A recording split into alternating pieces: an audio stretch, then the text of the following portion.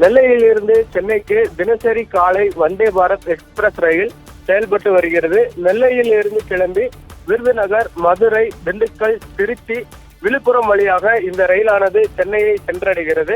இதனிடையே நெல்லையில் இருந்து இன்று காலை 6 மணிக்கு புறப்படும் வந்தே பாரத் ரயில் மதியம் 2 மணிக்கு சென்னையை சென்றடையும்.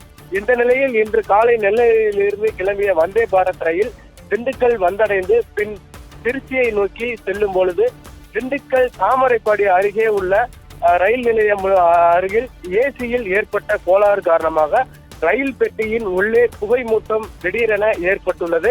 இதன் காரணமாக உடனடியாக ரயில் நிறுத்தப்பட்டது. பின்னர் ஏசியில் ஏற்பட்ட கோளாறு சரி செய்யப்பட்டு 30 நிமிடம் தாமதமாக ரயிலானது கிளம்பி சென்றது.